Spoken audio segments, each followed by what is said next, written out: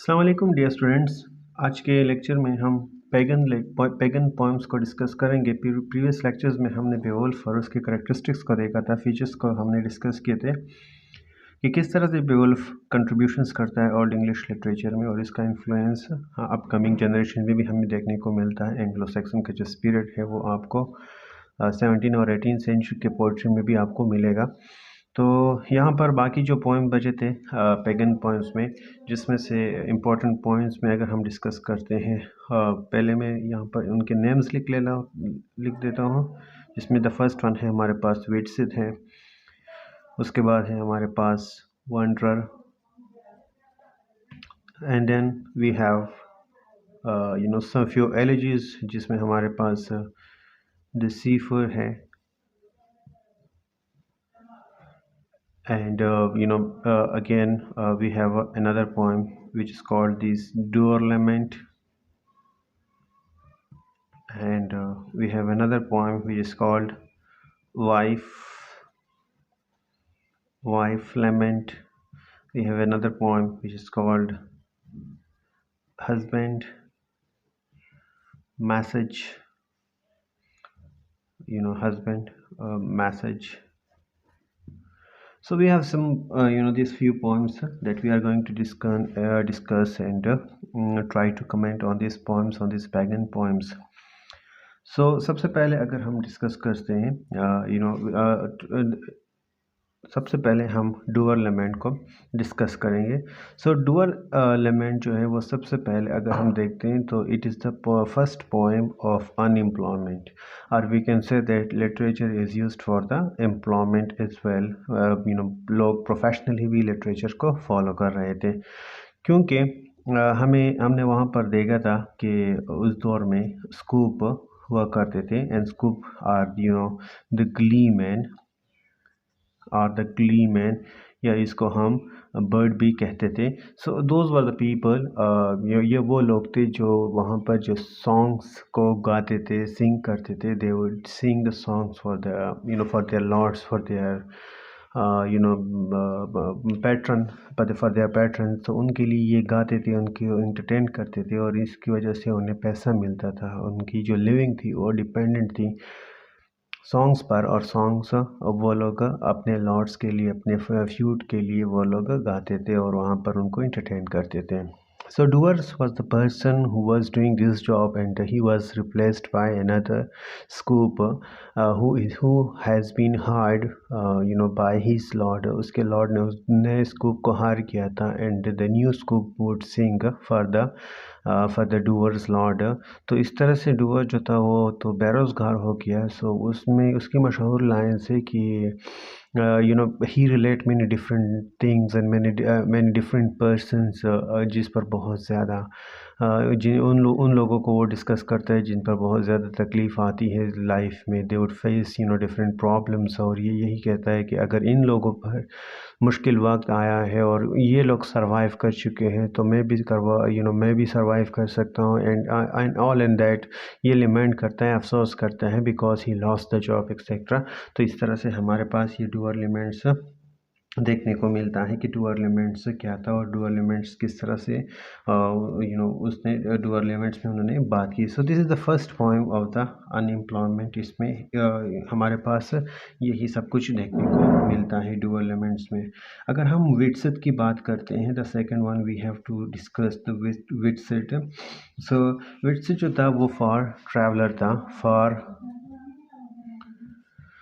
For traveller, वो traveller था और वो मुख्तलिफ़ जगह he would travel to the different places, और वहाँ की जो स्टोरीज़ थी, ख़ास करके मेनली प्रिंसेस की और प्रिंस की और क्वींस की और किंग्स की, वो स्टोरीज़ वो सुनाता था। And people would love the songs and would love the stories told by the Widsith, क्योंकि वो कहता था कि मैं मुख्तलिफ़ दुनिया के हर एक कोने में गया हूँ, and I have encountered different kings and different princes and different prince etcetera, और मैं उनके साथ रह जाऊँ। I have seen their falls and there I have seen their glorious time etcetera. तो ये सारी चीज़ें वो बयान करता था, और किस तरह से मतलब वो यही कहता था कि द ट्रैवलर जो था, मतलब ये विट से था, he was a traveller and has wandered out the Germanic land and visited many princess.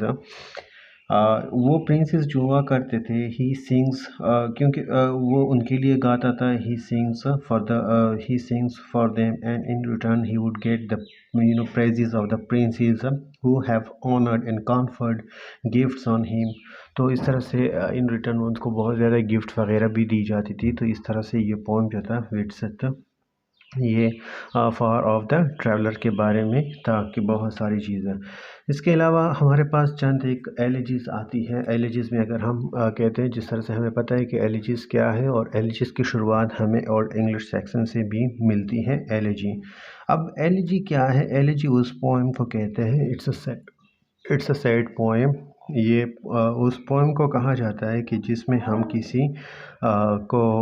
किसी को एड्रेस करते हैं, स्पेशली दोज वन जिनकी डेथ हो चुकी हो, और हम उसकी याद में किसी की, on the memory of someone, जिस पोएम को लिखते हैं उसको हम एलिजी कहते हैं। तो यहाँ पर जो ख़ास करके अगर हम वंडर को देखते हैं, सीफर को देखते हैं, तो ये इट कम्स, या फिर हम लिख लेते हैं हस्बैंड मैसेज को भी देख लेते हैं। तो ये सारे पोएम्स जो आते हैं ये हमारे पास एलिजीज़ की फॉर्म में आते हैं। और वहाँ का जो बुक था, वहाँ पर 4 मैन्युस्क्रिप्ट्स थे, और उसमें जो एक मैन्युस्क्रिप्ट था उस टाइम का ओल्ड इंग्लिश एक्सट्रेटर बुक, उसमें ये सब कुछ अभी भी प्रिजर्व है। तो सीफर का जो पोएम है, सीफर रिप्रेजेंट, अगर हम सीफर के पोएम को डिस्कस करते हैं तो द वेरी नेम सी एंड इसका यही मतलब है कि those people who are attach, whose lives are attach with the sea. तो एक तरफ तो वो सी की जो मुश्किलात होती हैं, डिफ़िकल्टी, वो डिस्कस करता है कि the life in the sea is not that much easy, जो जिस तरह से किताबों में पाया जाता है या फैसिनेटिंग है, बल्कि those people who are attach, who are associated with the sea, और who are dependent on the sea and they work there, so उनको मुख्तलिफ़ किस्म की प्रॉब्लम्स फेस आती हैं, and they would see lot of difficult times, and the life of the plain is very much easier compare to the life of the sea. तो इस तरह से जो सी की जितनी भी मुश्किलात हैं, जितनी भी डिफ़िकल्टीज़ है, जितनी भी एडवर्स कंडीशंस है, उनका सामना होता है। तो सीफर यही सारी चीज़ें वो लोग डिस्कस करते हैं इसी पोएम में, इसी सीफर में। हाँ, तो इसके अलावा अगर हम इसको हम एलेगरी भी कह सकते हैं, क्योंकि ये रिप्रेजेंट करता है the difficulties of the life is well. The represent the difficulty of the life as well and specially of the Anglo Saxon people. तो ये एक तरफ तो हमें सी की डिफ़िकल्टी के बारे में के बारे में हमें बहुत कुछ देखने को, सीखने को एंड पढ़ने को मिलता है, लेकिन अगर हम डीप मीनिंग में जाएँ तो actually it represent the difficulty of the life and though specially the people of the Anglo Saxon people, कि किस तरह से वो मुश्किल हालात में रह रहे थे। अगर आप लोगों को पता हो तो हमने प्रीवियस लेक्चर में बेवुल्फ रीड किया था, और आज के लेक्चर में हम ये डिफरेंट पोएम्स पढ़ रहे हैं, लेकिन आपको यहाँ पर एक चीज़ इन सब में कॉमन मिलेगी कि इनका जो टोन था और जो स्टाइल था वो बहुत ही ज़्यादा सेट था, वो बहुत ही ज़्यादा सीरियस था। यहाँ पर आप लोगों को पता चल चुका होगा कि यहाँ पर हमने कोई ह्यूमर एलिमेंट्स नहीं पढ़े।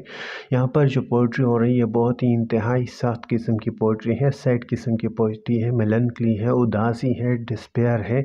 यहाँ पर कोई इस तरह से हमें हंसी मजाक देखने को नहीं मिल रहा। तो वही जो हमने फीचर्स पढ़े थे एक वीडियो में, जिसमें हमने एंग्लो सेक्सन के लोगों के फीचर्स पढ़े थे कि किस तरह से वो अपनी लाइफ गुजार रहे थे, तो यहाँ पर वो फीचर यहाँ से इनकी पोइट्री से प्रूफ हो जाती है कि yes they were very sad people, they were not only barbaric who just kill the people for their pleasure. Actually they fight for the freedom, they fight for the freedom, and they love freedom, so they honor, they prefer dignity or the riches over the worldly wealth. But yes, they were the sad people, वो अपनी बहुत ही उदास ज़िंदगी गुजार रहे थे। तो हमारे पास ये सीफर है, इसके अलावा हमारे पास ये जो वंडर है, it's is also another elegy and wonder. Again, it is a person wandering from one place into another, and then we have the wife laments whose husband have gone the wife whose husband has gone to the battle, and वो वहाँ पर fight कर रहा है और पीछे उसकी wife है एंड लमेंट कर रही है, उदासी लोनलीनेस फील कर रही है. सो इस तरह से, और वहाँ पर उसे पता भी नहीं होता है कि उसका जो हस्बैंड है वो मर चुका है वहाँ पर या फिर ज़िंदा है और कब आएगा, किस तरह से. So out of love loyalty अपने हस्बैंड के साथ, तो इस तरह से वो लमेंट कर रही है और वो मातम मना रही है. इस तरह से हस्बैंड का मैसेज भी हमें मिलता है. हस्बैंड मैसेज जो एक ट्री ट्रंक पर लिखा होता है कि एक ट्री ट्रंक वहाँ पर होता है, उसने वहाँ पर वो अपने हस्बैंड अपने वाइफ के लिए बहुत ही वो एक मैसेज छोड़ता है कि किस तरह से उसने लॉयल रहना है उसके साथ और किस तरह से वो मतलब दिन रात उसके बारे में सोचता है और फ्रीडम के लिए लड़ता है, जो क्योंकि ओवरऑल थीम ही यही था एंग्लो सैक्सन पोइट्री का.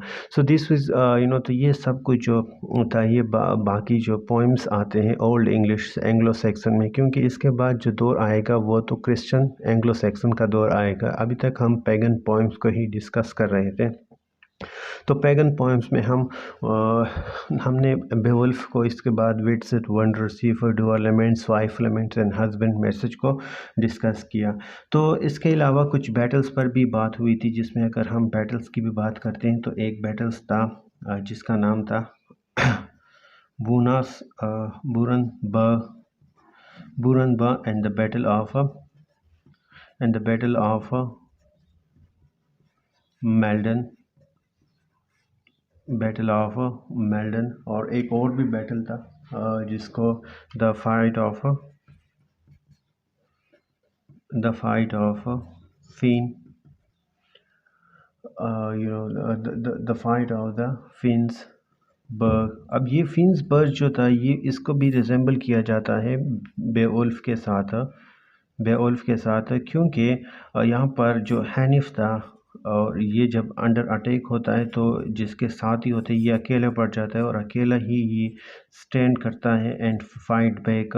जिस तरह से बेवुल्फ अकेले ही गया था अंडर द डीप सी, और यहाँ पर जब फायर ड्रैग के साथ लड़ रहा था और अपने पैरों पर खड़ा हुआ, और वो क्योंकि ये भी जो था ये भी एक किंग था और एक बहादुर वॉरियर भी था. तो इस तरह से ये बैटल ऑफ मेल्डन भी है, या जो किंग्स यहाँ पर अगर ये battle of Maldon and battle of Brunanburh जो था वो it's a words of the victory of Athelstan the kings of the Wessex over the combined force of the Scot and the Danes. लेकिन ये दोनों जो थे battle of Brunanburh and the battle of Maldon ये बहुत ही late में होते हैं. पहले तो हम एंग्लो सैक्सन की पैगन लिटरेचर को पढ़ते हैं जिसमें हमारे पास द फाइट ऑफ फिन्सबर्ग, लेकिन ये फाइट ऑफ फिन्सबर्ग और ये ऊपर जो दो बैटल्स लिखी गई जिसमें बैटल्स ऑफ मेल्डन है इसके साथ कंपेयर किया जाता है. हालांकि ये लेट आता है, तकरीबन अराउंड 10th सेंचुरी में ये बैटल्स होते हैं, और ये फाइट ऑफ फिन्सबर्ग जो होता है ये तकरीबन यही 6th-7th सेंचुरी में होता है. तो इसको रिकाउंट किया जाता है, उनके साथ इसको कंपेयर किया जाता है. तो ओवरऑल ये पैगन्स पोइट्री थी, और पैगन इसके बाद फिर क्रिश्चियनिटी आ जाती है. यहाँ पर एंग्लो सैक्सन में एस.टी. अगस्टीन के साथ 597 में जब वो रोम से नोतम भी आ जाता है, वहाँ पर डिफरेंट स्कूल्स को सेट करते हैं, वहाँ पर क्रिश्चियनिटी फैल जाती है. तो वहाँ पर जो सब्जेक्ट मैटर होता है पोइट्री का वो ऑल टुगेदर चेंज हो जाता है. Thank you so much for the today lectures. If you have any question so you can ask me.